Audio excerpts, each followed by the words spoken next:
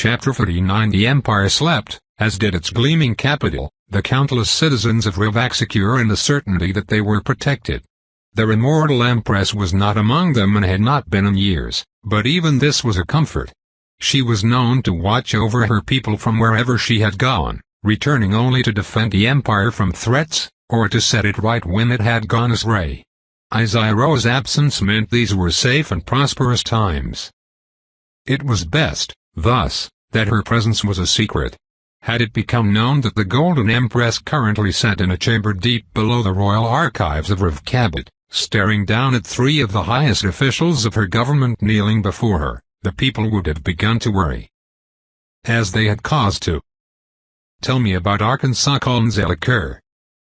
The direct recipient of her attention, Hamid Malk Isaac, the Lord Scribe of Rivak, found his first instinctive thought was that of a politician. How much did she know? As he was always telling the apprentices, it was important to pay attention to your instincts, but not be ruled by them. Hamid immediately discarded that question as pointless. It was a certainty that she knew more than she had let on, and anyway, what did it matter? This was the Golden Empress, not merely a politician whose skills outstripped his own by magnitudes, but an ancient being who eclipsed him in every possible dimension. This was not a situation that could be handled. His silver tongue was just not clever enough to talk his way out of this. No one's was. And from that realization, oddly, came not fear but relief. Facing inevitability with no prospect of maneuvering his way out of his dilemma, he had no option but to tell the plain truth, for once in his life. To unburden himself. Kaln was my best student, Hamid said, his voice soft with reminiscence. And? My greatest failure? No, I phrased that poorly. I failed, not he. I couldn't. I could not do for him what he needed from his master, and it cost him everything. Isiro inclined her head infinitesimally, face impassive.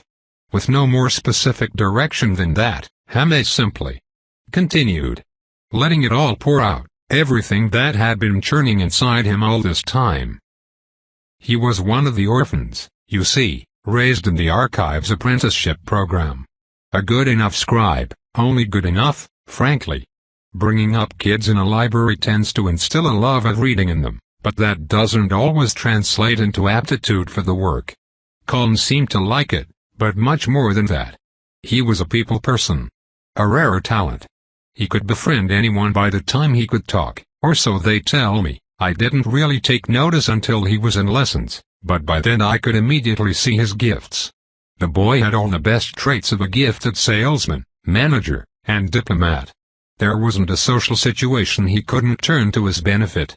And it wasn't that he was manipulative, he liked people, took great satisfaction in finding ways to make everyone around him happy.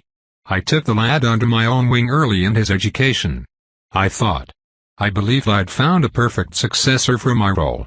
Someone competent enough at bookkeeping and inscription and all the tasks of the archives, but above all, someone I could trust to look after my people. To keep the place running smoothly, and take care of everyone. His knee was already starting to throb where all his weight rested on it. Hamid was the opposite of athletic, and couldn't remember the last time he'd knelt for this long at a time. He made no move to adjust his position, nor asked permission. It felt appropriate, a small token of penance. The boy never did figure out when to keep that silver tongue behind his teeth. I don't know how many times I warned him, but I never could get it through his head that there are people one should not engage with, nor try to handle. It's not that I wasn't worried, but I figured he'd learn the lesson once he tried it on the wrong dock worker or mercenary and got his nose broken. Something like that could be fixed. Failure and pain are very educational. But the lesson he found was so much worse. The Lord Scribe lowered his eyes from his Empress's serene face, feeling a scowl of remembered anger rising to his features and not wanting to direct it at her. I told him to stay away from that girl. Told him over and over. Obviously I knew that telling a youth their sweetheart was no good is a pointless use of breath. Everyone needs to get their heart broken at least once before they learn. But she was It was a bad choice of teacher for that lesson.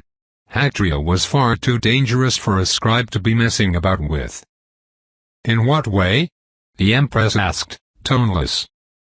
Hactria Melchividin was a perfectly insignificant person, Hamed said bitterly, glaring at the floor. Devoid of meaning or use in Rivkabit, or in Rivak, or in life. Pretty, charming, and not much else. I watched her be a bad experience for young Kalon, watched her wrap him around her little fingers, use all the same social aptitude he had to worm her way into his head, and with none of his care for others.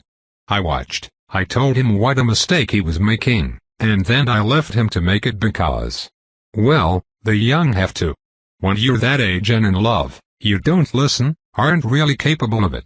It was the only way he'd learn, so I thought. But the girl was dangerous because of what she was connected to. The Melchividin household is quite successful, I understand, Iziroa commented, still radiating cold neutrality. Wealthy, respected. A shining example of the success of my household system. Is that not so, my Lord Regent? Kneeling at Hamed's side, the Lord Regent answered his Empress.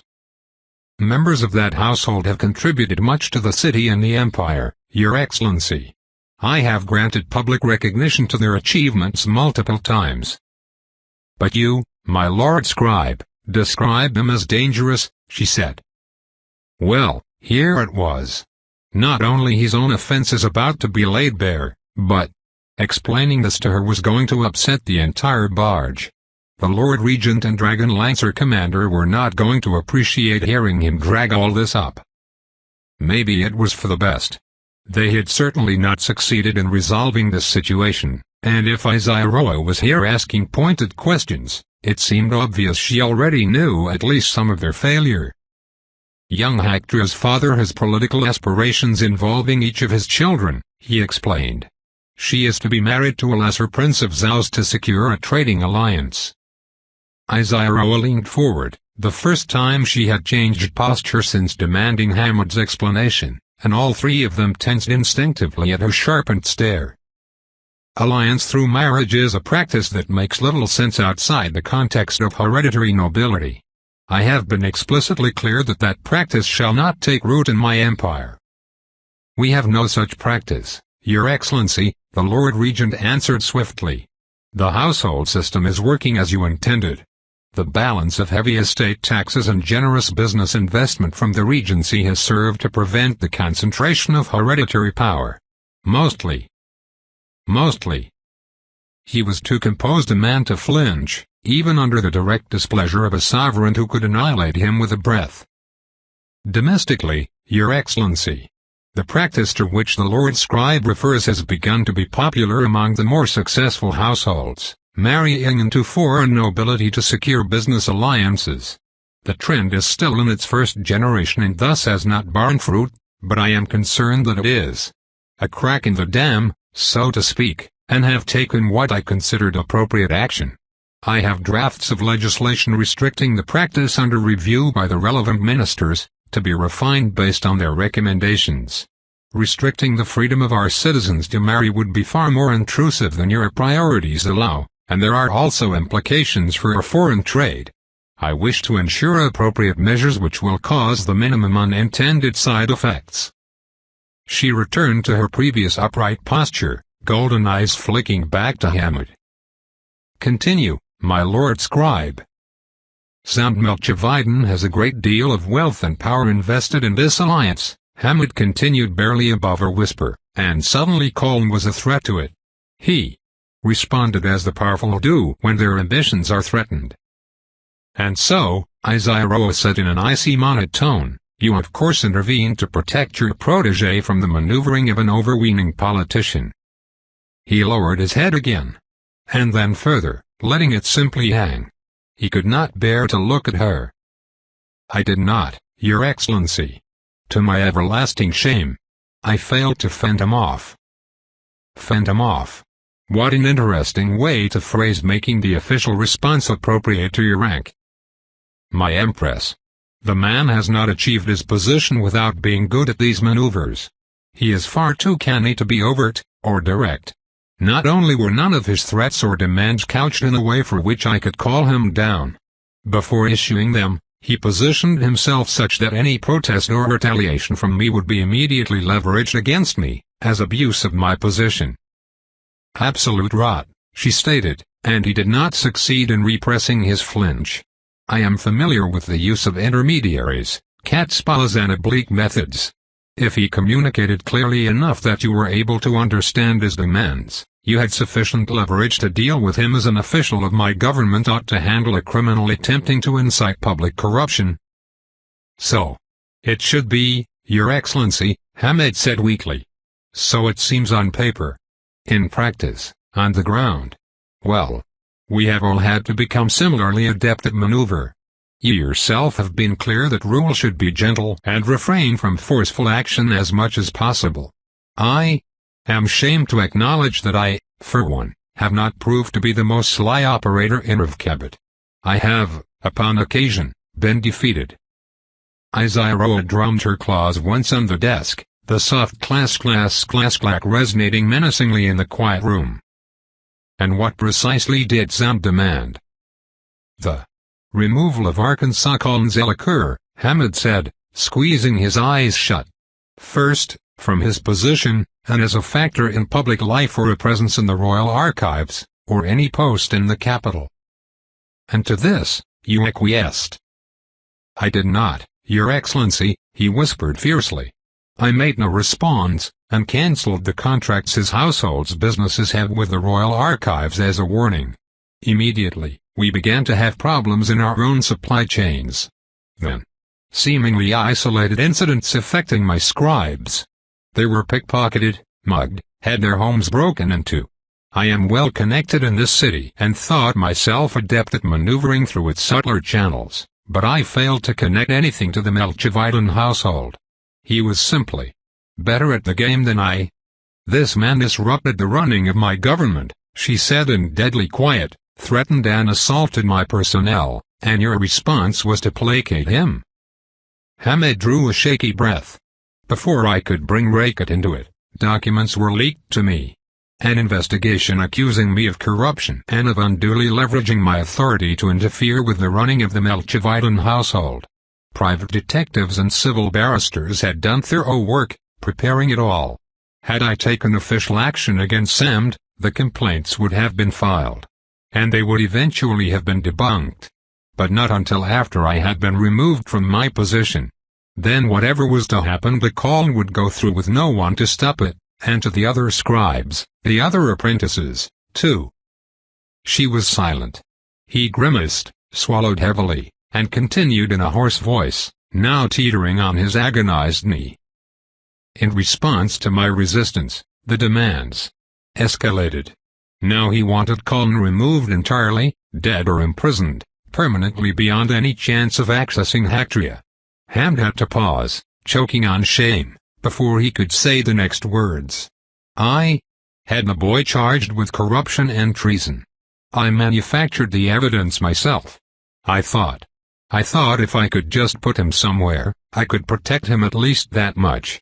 Keep him safe in a cell until I could work out a way to thwart Samd, then get him out. I thought so long as I complied, I could at least remain here to work on that, to prevent him from killing Colin as I was certain he was capable of doing, and protect the rest of the apprentices and scribes. And in that, too, my failure was absolute. He was murdered in his very cell. I did not even learn of it until after the cursory state funeral. I did not even imagine Samd's reach extended into the deepest prison. It was listed in official documents as random prison violence, and maybe, I suppose, but I don't believe that. He had to take 2 deep, steadying breaths to manage it, but after doing so, Hamed lifted his head to look into her pitiless golden eyes.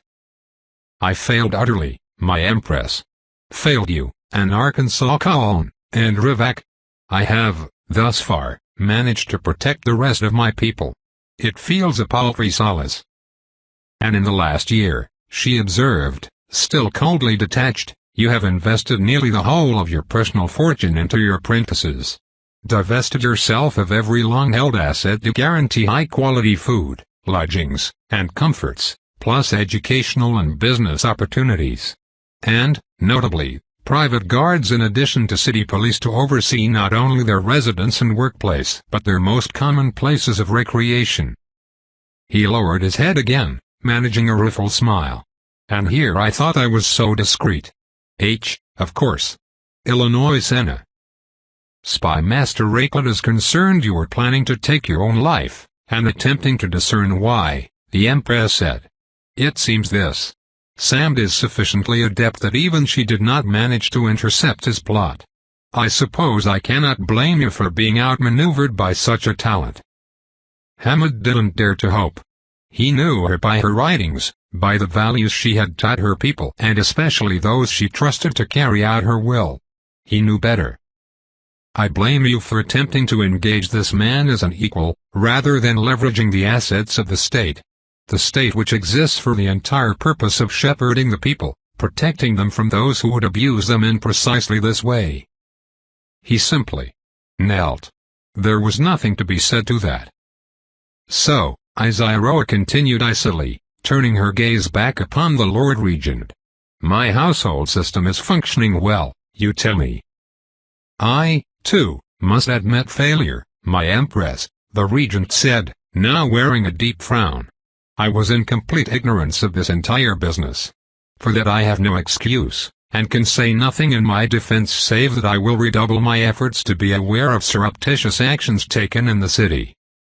You, she whispered, who have earned your position through competence, whom I have entrusted with the guidance of my empire, would suggest to me that such widespread and deep illegal influence, even perpetrated by one man, is an isolated incident? The Lord Regent's frown deepened, worry and alarm showing in the new lines on his face. No, it cannot be.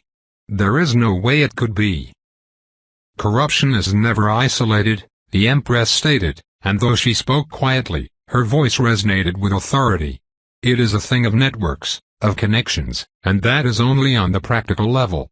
The existence of these networks proves that it has begun to seep into culture, into the mindset of a society. These things could not exist if they were not tolerated, even welcomed, by numerous individuals in positions of power. She stood, looming over them, and all three lowered their heads. The rot has begun to set in. This decay which spells the doom of all civilizations, the failure of the common consensus, the demise of the all-important, unspoken agreement of every citizen that they are united together toward common purpose.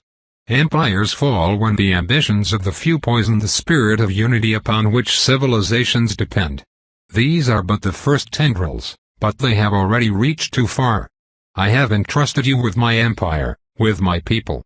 Each of you has earned that trust by demonstrating your loyalty, your skill, by distinguishing yourselves above all the talents of my realm.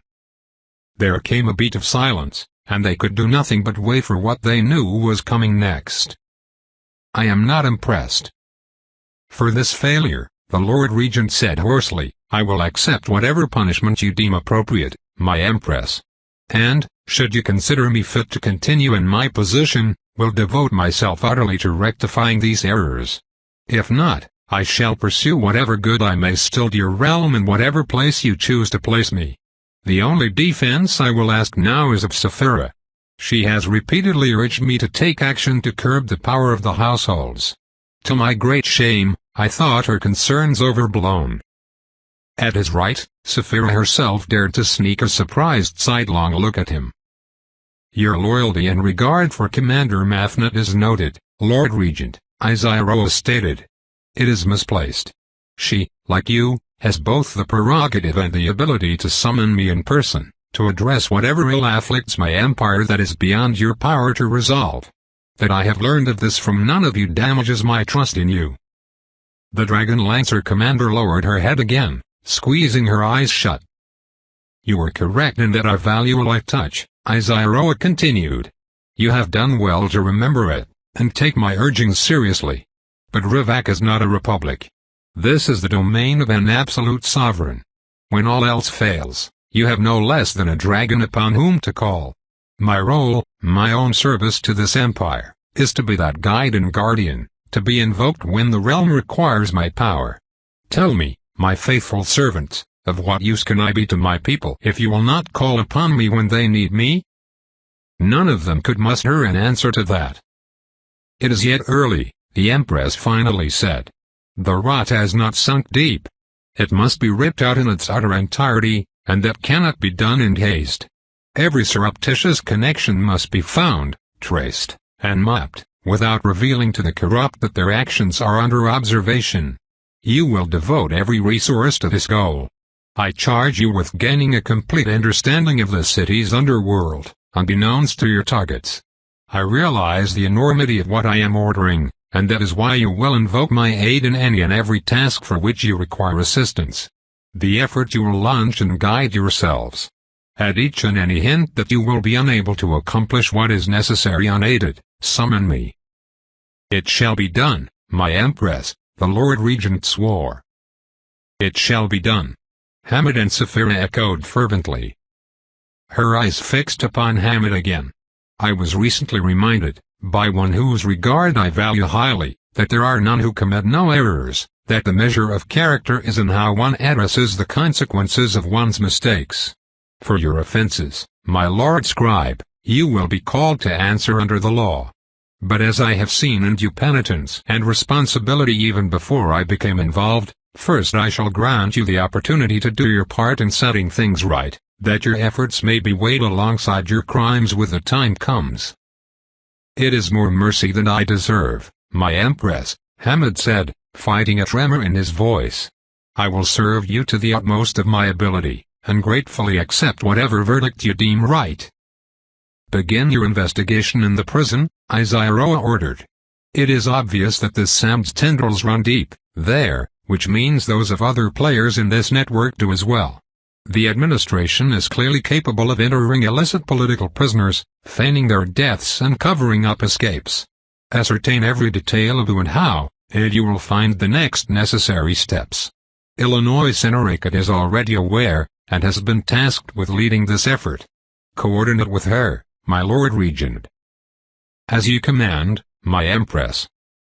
That was when Hamid finally lost his balance, barely catching himself from a complete pratfall on one arm. It wasn't just the pain in his knee, but the shock of understanding. He raised his head to gaze up at Izaroa in sudden hope that he could not suppress, despite fearing the pain it would bring. Escape. Is he alive? Is he all right? Saphira hissed aloud in displeasure, but the Empress did not see fit to rebuke this breach of protocol. Colin is in a better situation than any of you three at this moment, she said. Perhaps, in the fullness of time, he will wish to speak with you, Hamid Malkizak. Perhaps he would rather anything else. You will accept whichever outcome with all due grace. Yes, of course. Hamid managed to recover his posture, absently wincing at the renewed pressure upon his sore knee as his agile mind fixed upon another detail in her words. Calm, was it? Of course, the Empress could call any of her subjects any diminutive nickname she wished, but that was not Izaroa's way. She made it a point to speak to and of even the least of her subjects with courtesy and respect. The use of Arkansas Column's shortened name would not connote condescension, not from her, which left intimacy. I have made my will known, the Empress stated. Carry it out. As you command. They caroused, rising in unison. Almost in unison. Hamid stumbled as the leg upon which he had been kneeling tried to buckle under him. The Lord Regent lent him a steadying arm. All three bowed before her, retreating 2 steps before turning to file out of the archive chamber under her unrelenting stare. Not until Saphira had finished securing the door behind them did the Lord Scribe emit a shaky chuckle, slapping a hand to his forehead. Ah! My boy, you never did know whom not to bother. If there was one clever fool who could make it work, though. But how did he find her? I strongly advise you to worry about yourself, and the task we have been given, Lord Scribe, the Regent said pointedly. Right you are, my lord. Hamid clapped his hands together eagerly, feeling lighter than he had in years. He was barely able to limp forward, weary with interrupted sleep and the emotional exhaustion of all the revelations crammed into the last few minutes, but before him suddenly rose possibilities he had not dared to imagine mere hours ago. Redemption. Hope. And since we are all here, the Lord Regent added in a grim tone, I might as well forewarn you of the other looming matter of which she informed me before you were summoned. It will become widely known soon enough, but for now, this is confidential to those of our rank. Other. Saphira asked, wincing. I almost fear to learn. Oh, this news is good, though the consequences will be enormous and unpredictable. It seems Atraximos is no more.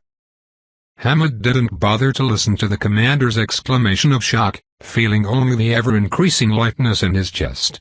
There it was, more of it, for the world at large, not just himself. Hope.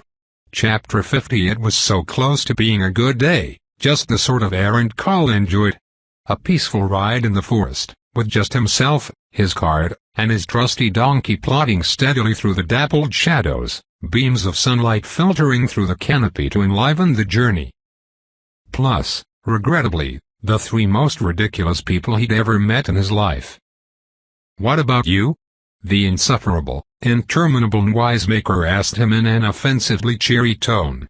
This has been some solid traveling music, if I do say so myself, but I feel like I could extrapolate a more cohesive theme from it. You know? I'm thinking you'd make an excellent focus, my good man. You're a chap who deserves his own leitmotif if ever I've met one. The noble courier of an elite merchant company, entrusted with not only the material wealth of his patrons and clients, but the discretion of their business. That's really not necessary, Carl said with all the wooden stoicism he could muster. Nonsense, good sir, I assure you the pleasure is all mine. At least, initially. Once you've got your very own theme music, it'll be yours. The sky is the limit for a man with a leitmotif. The bard grinned and jerked his hips to one side abruptly, causing one of the doodads hanging off him to slide along his belt and hit a drum, then struck a jovial chord on the miniature keyboard attached to his forearm with his opposite hand, which made something deep within his machinery produce a sound like a very small, asthmatic pipe organ. I'm thinking. Yes, you're not a percussion kinda guy, so it'll be driven by an ostinato. Something in the high strings. That is very specifically unnecessary, Carl said more loudly. This entire party seemed to be competing for the rank of most ridiculous idiot, but with this bard along the other two never had a chance. He was carrying. Well, more like wearing. Some kind of contraption. It was mostly housed in a huge casing strapped to his back, but pieces of it were attached to so many parts of him that his clothing was mostly obscured, and he seemed able to activate some musical instrument or other with every part of his body. Every step of his feet could produce some kind of drum. He had multiple small pipes perched around his neck and shoulders, ready to be blown into, and the gadgets attached to his arms all made noises from within the main housing of a truly dizzying variety of instruments. Only his actual hands were unencumbered. You mustn't impose, Greg, the fighter and apparent team leader admonished gravely. Such affectations afflict those on a path of destiny, a heavy burden which it is only reasonable to avoid. I feel its weight myself, in every step. My vow, to walk the path of the warrior without ever taking a life, is a truly precarious balance. Even my very weapons are unique in this world, suiting the secret martial art I am compelled to practice, the art of which I am the sole master. Carl prided himself on his professionalism. He was not only a merchant courier but Verdi, and discretion ran in his blood. But it had been all day with these people, and he was starting to crack. That is the 7th time you've managed to bring that up since we set out, he said out loud, scowling ahead up the path. It has been relevant to the discussion exactly never. He immediately regretted the outburst, mostly because it was unprofessional, but also. Ryoko actually hunched their head slightly, cheeks darkening in embarrassment. Carl resolved to get a better hold of himself. They were just a kid, after all, and Ryoko was the least stupid of them. By a thin margin, but still.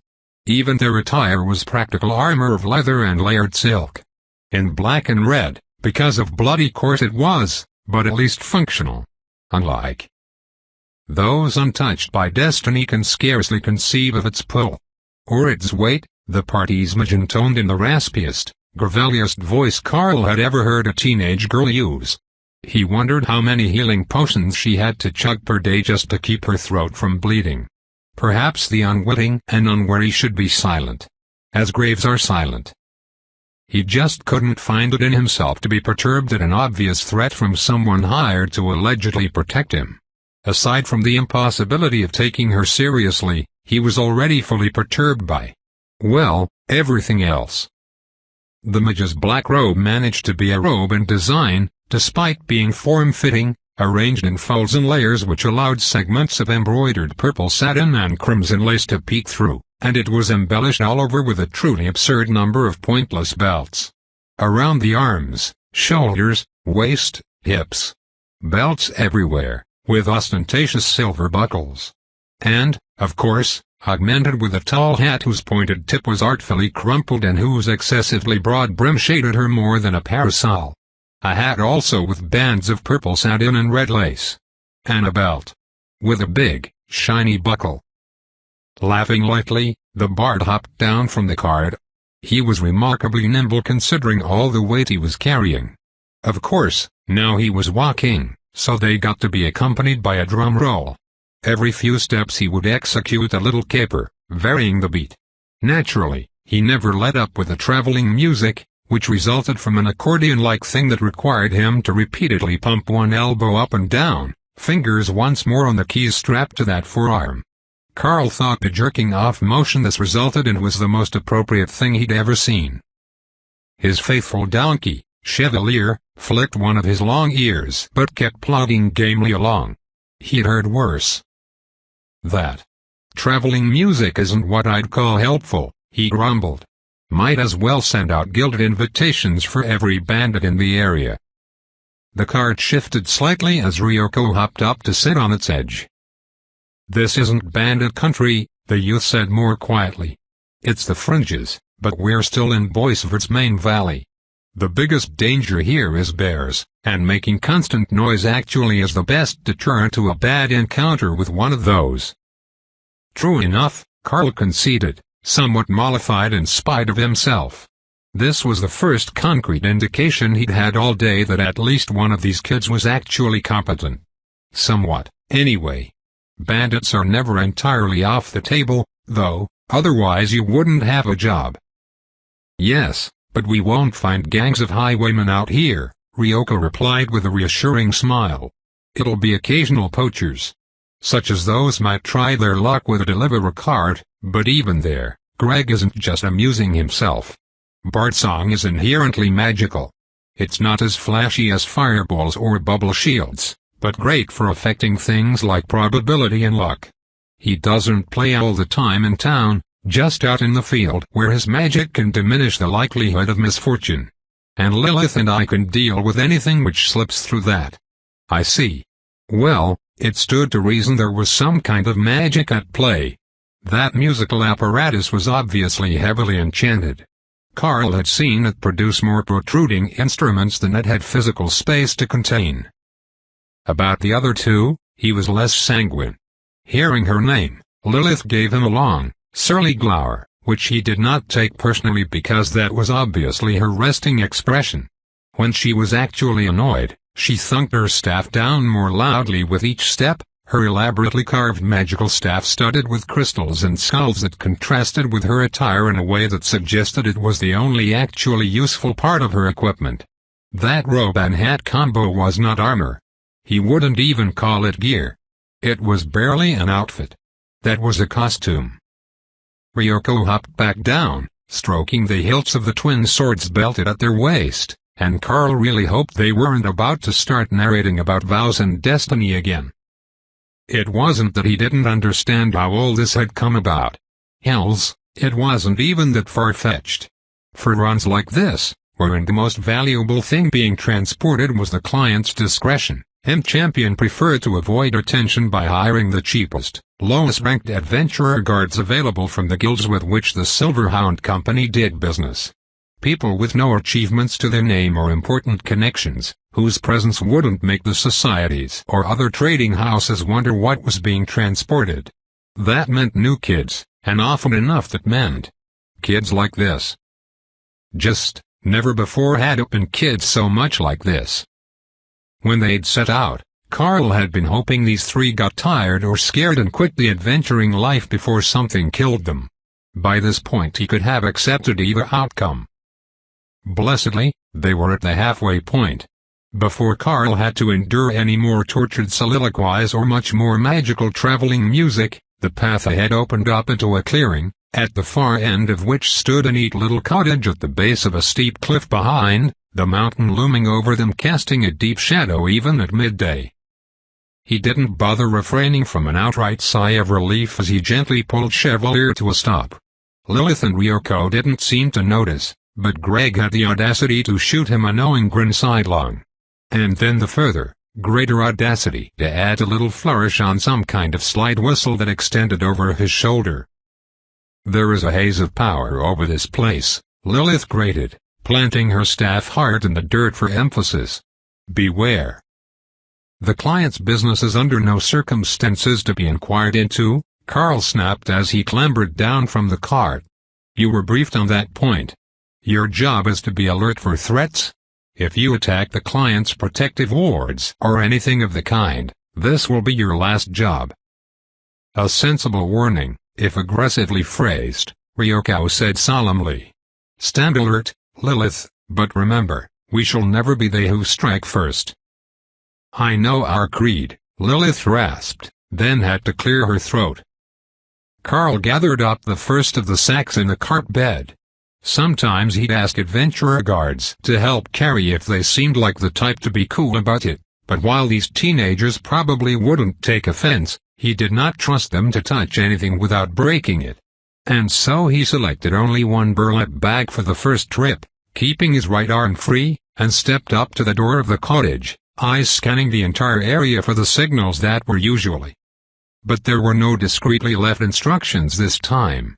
Just before he got within knocking distance, the door opened and, of all things, a dragonborn stepped out. There were few dragonborn anywhere in the Evervals, for obvious reasons. She was not the first he had seen, but easily the first in 10 years. The sight of her prompted an entirely inappropriate gasp from Ryoko and some kind of miniature trumpet fanfare from the damn bard. "Good day," he said politely. "I am Carl Heitzen from the Silverhound Trading Company, with Lady Ro's regular delivery." "And we are the Lone Wolves of Destiny," Ryoko interrupted at this point when the hired guards had no business speaking, "a party in service to the Verde Herons Adventuring Guild and your guardians for this mission. I am Ryoko Kamayun, team leader." "Lilith H. Califire," rasped Lilith Califire, choking momentarily on her affectation. "And I have the honor of being Greg the Gregarious," crowed the bard, giving himself an even bigger fanfare with, somehow, 3 separate brass voices and a drum roll. "Yes, it is I, Gregarious Greg the one-man bard." "Every bard is one man," Lilith hissed in annoyance. "I mean, one person. You know what I mean. It's a play on one-man band. And the fact that it works in no less than 4 languages proves that destiny itself is on my side." "Greg, Nerdroot words are not a sign of divine favor," Ryoko sighed. "How could they not be?" Carl wanted to murder them all so badly that he might have seriously considered it, if not for the ever-diminishing chance that those swords weren't for show and the witch might actually know some magic. He had seen some deals go painfully sour in his career, but never had he been so embarrassed by the hired help. And somehow, they still weren't done.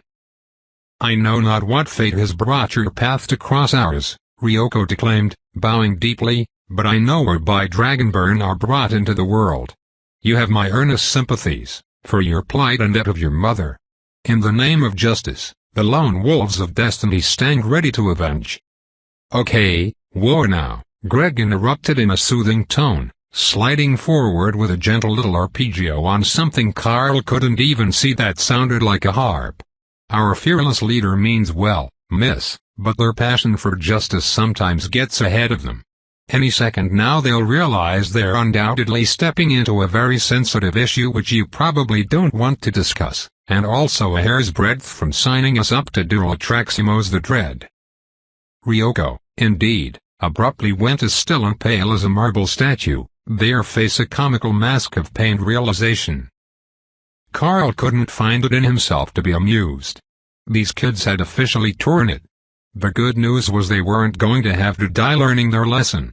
By the time he'd finished making his complaints to the Herons, they were never going to work for any guild north of Rivak.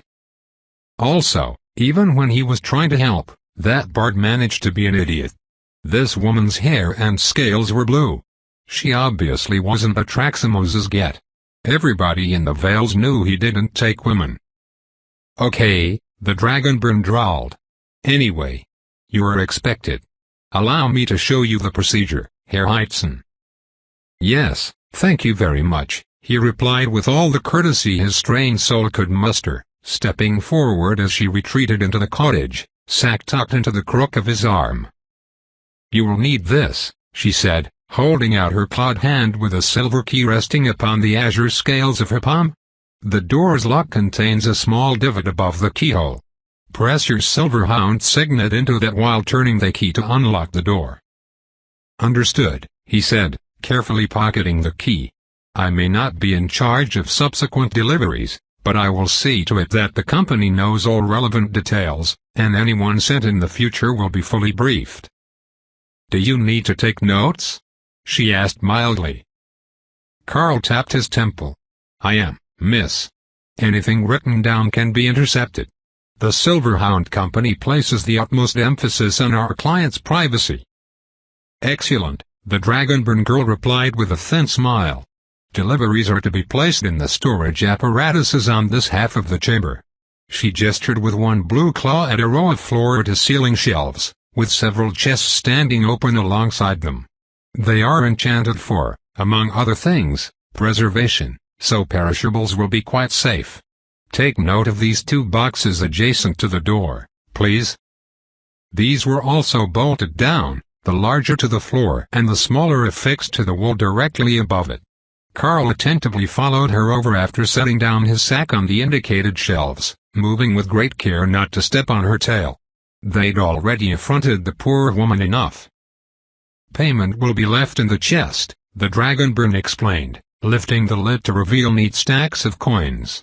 Carl appreciated the touch. Such tidy arrangements made for easy counting. He did so enjoy working with clients who understood and respected a merchant's needs. In this letterbox you will find correspondence, when there is any. Lady Roa may wish to make adjustments to her order at any time. If it is so, this is where the instructions will be found. In fact, the first such is already here. She lifted the lid, plucking out the envelope contained within. Carl accepted it with a bow, tucking it into his secure pocket along with the key. For anyone not already attuned to these wards, the keeper continued, the key and your company signet will be necessary to open the coin chest. The signet alone will suffice for the letterbox. Do not under any circumstances perform any magic in this structure, or in its immediate vicinity. If its defenses are activated, the results may be unpredictable. Lady Roa does not wish for any outcome which may imperil her valued business relationship with the Silverhound Company. From the doorway, Lilith snorted. Wise, yet foolish. The needs of. Shut up. Carl enunciated with more force and venom than he had ever directed at anyone in his life. For a wonder, it actually worked, the absurd girl rocking back on her heels as if physically struck. He continued courteously to the now amused Dragonborn steward, bowing again. I understand perfectly. Thank you very much for the clarifications. I will ensure that these instructions are conveyed to the company, and any delivery personnel will follow them to the letter. I say, I took this for some kind of drop point, but it's awfully neat and tidy in here, eh? Greg said cheerfully, peering over Lilith's shoulder and under the brim of her hat with a soft rattle of what sounded like wind chimes. Do you live? We do not ask personal questions of clients. Carl roared. Miss, You have my humblest apologies for all of this. The adventurers are day hires, not employees of the Silver Hound, I assure you. You have my word they will never impose upon you again. In fact, after this performance, the Hound may reconsider its relationship with the Verde Herons. In any case, I swear to you they will never again be your nuisance to deal with. Once again, I cannot apologize enough. On the contrary, the Dragonborn interrupted, her blue eyes roving slowly across the three chagrined youths. They are perfect. Carl felt as if he were in free fall. They're what? Yeah, we're what? Greg asked innocently. I would like to request this party specifically for all future deliveries, the steward said, her lips curling up in a Vulpine smile. A small gratuity would be added to each payment for the inconvenience. Are you, did you? I'm sure it might be counterintuitive, she said pleasantly, but I know what Lady Roa likes. Carl, he had to admit, did not know what Lady Roa liked. M-Champion's instructions were simply to regard her as a client of the utmost importance. He didn't know who she was, why she was getting deliveries of foodstuffs to a discreet cottage in the wilderness, or how she came to have a Dragonborn secretary, and he did not want to know. Knowing things about the clients. Well, there was money to be made in that, but that was not the Silverhound's business, and certainly none of his. In that moment, though, he suddenly felt strongly that he didn't know much of anything.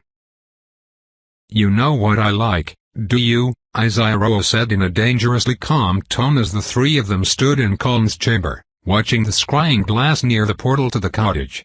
At the moment it was showing the empty delivery cart trundling away into the forest, two of the adventurers riding in its back while the fighter strode alongside.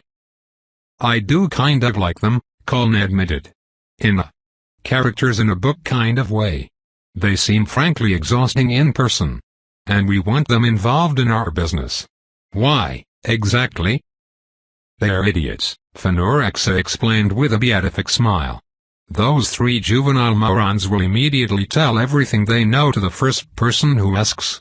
They probably won't even have to be plied with ale first. I don't think they'll be able to help themselves.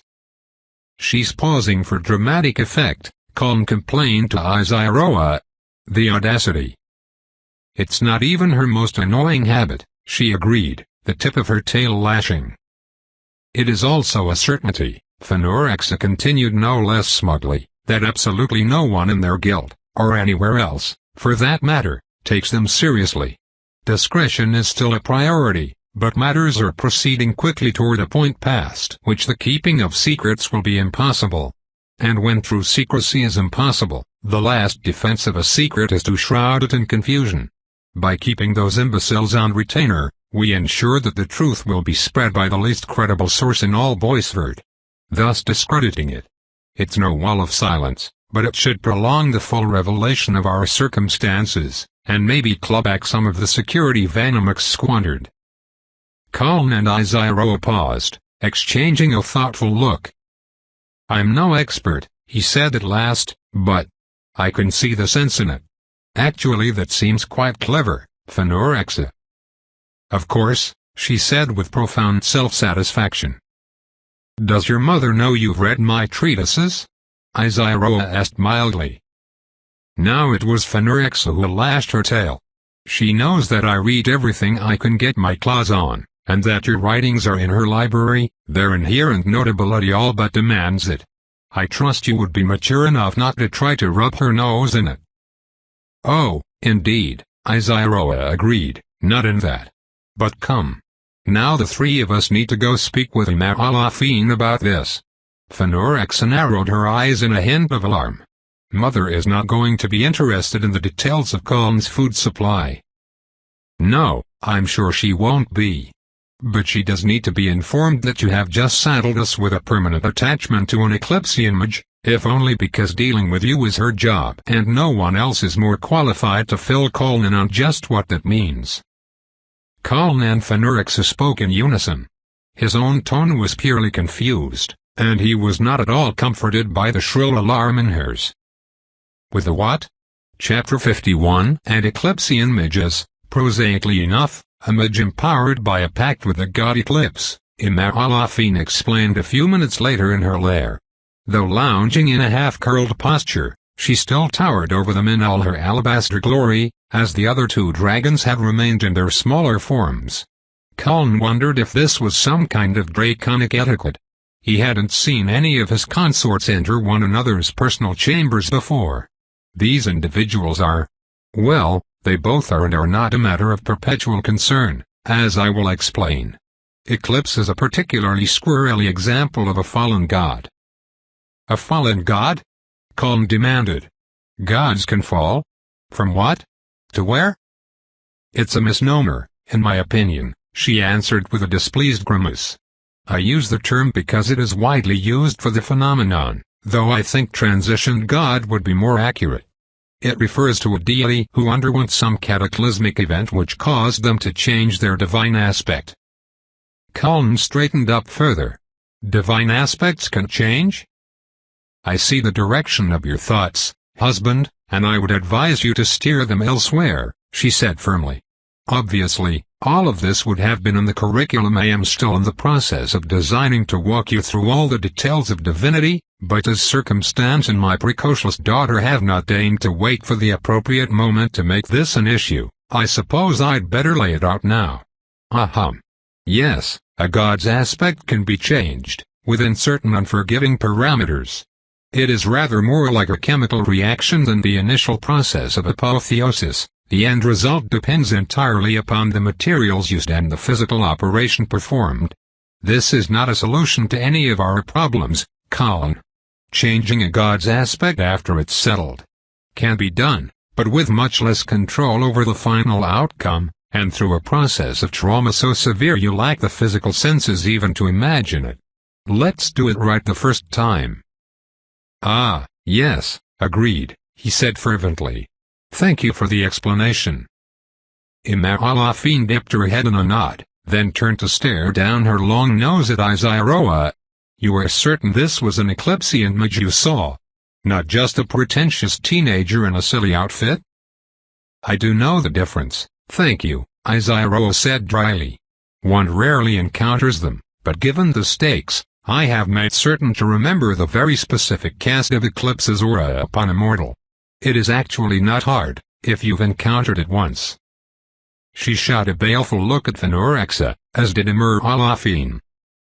What's the deal with Eclipse, then? Cullen asked before either of them could begin tearing into the increasingly nervous Drake. Before his change, Eclipse used to be one of the bardic gods. Now, all he does is empower mages. Very small numbers of them, imbued with a very specific and unique system of magic. You recall, husband, our previous discussion in which I posed the hypothetical question of what type of magic is the most powerful? Ah, yes. The first answer was that the question itself is invalid, and the second answer is portal magic. Let me guess, he added with a sigh. The third answer is Eclipsean magic. I do like a man with pattern recognition, she said with a languid smile, but no. I was going to say that the joke answer is Eclipsean magic. Every system of magic has its own rules, but across them all are a few commonalities, one of which is a vague but universal sort of balance. There is no such thing as an ultimate magic, one that can do anything at all without drawbacks. Creation itself appears to abhor the prospect. Thus, each system has its strengths and weaknesses. Eclipsean magic is effectively limitless in its potential. It can achieve basically any effect imaginable, with almost no training or practice on the part of the practitioner. The balancing element is that it is virtually impossible to use. Eclipse rarely calls a mage, and they are rarely able to retain their pact for more than 2 or 3 years before losing all access to his power. Of the Eclipsean mages who do exist, conservatively 95% go the entire duration of their pact's existence without successfully firing off a spell. Wow. That's some joke, all right. That isn't even the punchline, Imar-Alafin snorted. First, the requirements for an Eclipsean mage. They are. How to put this? He and I were watching through the scrying mirror while Fenorixa dealt with them, said Izyroa. Only the witch was actually pacted to Eclipse, husband, but the lot of them. Well, Eclipsean mages are like that. Like that? Colin blinked in confusion. Pretentious, overwrought, oblivious, melodramatic adolescents with delusions of grandeur? Yes, Imaralafine and Isiro caroused. Obviously, Imaralafine continued solo. Not every such young idiot is pacted to Eclipse, but it's a sign to watch for. The kicker, the reason they rarely stay empowered for long, is that if they experience one moment of self-awareness, of social cognizance, of realization that they look and act ridiculous and everyone is laughing at them, the pact is broken. Their power lost, permanently. Wow. That seems strangely strict, for God who favors the kind of follower he apparently does. She nodded in agreement. Then there are the conditions necessary for the mage to cast a spell. It must be narratively significant, a holdover from Eclipse's previous role as a god of bards. In order for the Eclipsean mage to directly access their power, they must be pressed in a way that provides satisfying emotional stakes for a hypothetical observer of the story they imagine themselves to be in. That means they can only cast when they are not only in pressing physical danger, but there is some emotional and/or philosophical question at stake. Colin stared blankly at her. That's, huh. And finally, the casting method, Imaralafine continued. The only forgiving thing is that it requires zero acclamation, talent of any kind, or even understanding of magic. An Eclipsean spell is cast through ritual chant, extemporaneous ritual chant. It is created on the spot, takes the form of, let us call it purple poetry, and must be accompanied by a sequence of poses and gestures and such. Only if Eclipse is satisfied with the drama of the performance will the spell fire, and only if he deems the spell attempting to be cast commensurate with the aforementioned stakes. With all those conditions met, however, well, as I said, there is effectively nothing such a spell cannot do. By now he was openly gaping. What? Bardic gods, Isiro said sourly, even X1s, are the most supremely annoying forces in the universe. So you're telling me, Colin said slowly, that underfed-looking girl in the goofy hat can probably not actually do anything, but if all the circumstances happen to align and she pulls off the execution, she could reshape the face of the continent? Well put, husband. Yes, that assessment is apartment. That's insane. Magic can be like that, sometimes, Imaralafine replied, not without sympathy. An Eclipsean mage in the vicinity is always a potential concern for the sake of what they theoretically might do, even if it's almost certain that what they will do is nothing. In most cases, I would simply say to keep an eye on the girl from a safe distance and try not to engage with her. It was a small misstep, easily fixed, Fenurax said defensively. We'll just tell the trading company to fire that party, and I would not expect you to recognize an Eclipsean mage by sight, if you had never encountered one before, Imaralafine snapped, thumping her tail hard against the floor and glaring down at her daughter. But now you transgress further into poor judgment. This matter worries me because of the involvement of bardic gods. Wait, the what? Colin protested. Every explanation just makes me more confused. Magic can be like that, too, Imaralafine agreed. It is not a clear-cut case, Isiro said more quietly. If we were directly engaging in any respect with a bardic god, husband, the presence of an Eclipsean mage would be not a disaster. When one is caught in the wake of an entity that lives by narrative structure, well, consider that if a novel or heroic epic contains anywhere in its opening a description of a famous magical sword, you can be assured that thing will be found and stuck in someone by the climax. A pompous adolescent with potentially world-reshaping magic makes a hell of a metaphorical magic sword. Narrative structure? Colin asked plaintively. Thanks to our kerfuffle with your shadowy friend, husband, Imaralafine answered. You understand the difference between magic and divinity. Magic is energy. Divinity is grooves carved into creation, into which that energy flows to form predictable shapes. As do other things. A god whose aspect is related to storytelling will tend to cause events upon which they focus to transpire along distinctly literary lines. I see, he said, finally feeling like he was beginning to follow, but still reeling from the back-to-back revelations. But, wait. We aren't involved with one of those. It is an edge case, which is why I am concerned, Imam Al-Afin said gravely. No, there is no bardic or other narrative god directly dealing with us. If there were, I would consider the presence of that midge a certainty that we would see her cast something enormous and inconvenient exactly at the worst possible moment. Were we completely free of the influences of such beings, I'd likely dismiss her as a consideration. But there are two problems, that shadow entity, and the jungler. Cullen started to protest again, but caught himself this time. Go on. After examining it in person, I know your entity's aspects, and they are not bardic. But its personality is bardic enough that it may exert a small amount of that kind of influence. That thing really is an enormous scenery-chewing drama queen, Fenor-Exa muttered. Precisely, Imam Al-Afin agreed. And the jungler, while not directly involved with us, is aware of you, husband, and we are nominally within his physical domain. It is not certainty. But it concerns me that we are close enough to the current of a narrative that encountering an obvious setup such as meeting an Eclipsean mage in the forest may lead to a payoff exactly at the moment of greatest conflict. Cullen covered his eyes with a hand. This is exhausting. I was not kidding, husband, said Izyroa, stroking his back with a gentle claw. Bardic gods are insufferable to be around. If you are worried about being caught in a narrative, why is this the first time you've mentioned it? In general, I am not, Imam Al-Afin said. The shadow isn't a bardic god, just dramatically inclined. And the jungler has specifically forsworn any claim on you. But Eclipse is himself a bardic god, or close enough to one that the involvement of other bardic gods is the only thing that reliably results in his mages managing to cast their spells. It's only the combination of that mage and this situation that concerns me. Separately, both can be dealt with. If they mix together, we will have problems. Okay. He massaged the bridge of his nose.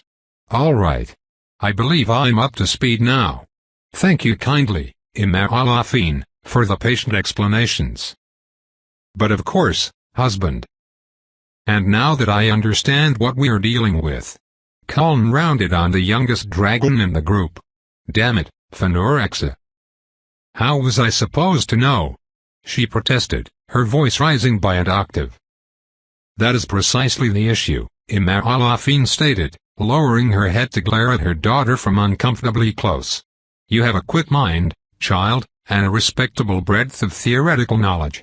What you lack is context, life experience, and the judgment which can only be attained thereby. I welcome your involvement in our affairs, Fenor-Exa. I have been pleased and proud by the active role you have begun to take these last few days. But you are categorically not to make unilateral decisions affecting the entire family. Your idea was clever, but because of what you did not know, putting it blithely into effect has landed us all in this mess. Henceforth, when you have a clever idea, you will consult me or at the very least Cullen or one of your aunts before acting on it. Am I inescapably clear? Yes, mother, Fenor-Exa said in the most subdued tone Cullen had ever heard from her. I'm sorry. Hey, we're both at the very least, he said to Izyroa. That's something. I am honored to share the rank with you, husband. So the question is what to do, then, he said, turning back to Imam Al-Afin. I have some experience handling situations such as this from an administrative standpoint, Izyroa added, but I dare to hope that your magical expertise will furnish us with better options, Imam Al-Afin. If you were hoping for a suggestion beyond wait and watch, Izyroa, I'm afraid you will be disappointed. As I so often am, Izyroa agreed, deadpan. Cullen jumped in before they could begin sniping in earnest. Can't we just fire the mage and her party, like Phanerexa suggested. I know that would be a provocation, but it's not like she actually knows who we are, much less where. In a vacuum, husband, that would be my suggestion, Izairo replied. But if we are being caught in a narrative, that would position us as the rich, out-of-touch elites in our ivory tower, playing callous games with the life of the protagonist. You have read enough stories to know where that leads. Another approach you can take with Eclipsean mages is to sabotage them emotionally, Imaralafine added. Just by making them see what silly little twits they are being, you can strip them of their power. In ordinary circumstances, that is. In a story, if a dragon or godling emotionally bullies a teenager, they are setting themselves up for an apocalyptic comeuppance 2 acts later. Colin stared, wide-eyed and unseeing, at the wall of Imaralafine's hoard. This is the most annoying thing that has ever happened to me. And I used to be a public servant. Weren't you also betrayed by everyone you loved and imprisoned for treason? Phanerexa snipped. That was dramatic, not annoying. Very different sensations. And thanks for bringing it up. You will live a long time, my love, Izairo said gravely. And not long at all into that time, you will learn to truly loathe the proximity or interest of bardic gods. That it has taken you even this long as a godling is uncommonly fortunate. Bards are drawn to interesting events like flies to dung. For now, we'll keep our distance and observe, said Imaralafine. There is simply not much else we can do. Be mindful of literary tropes and watchful for them to start taking shape around you, Colin.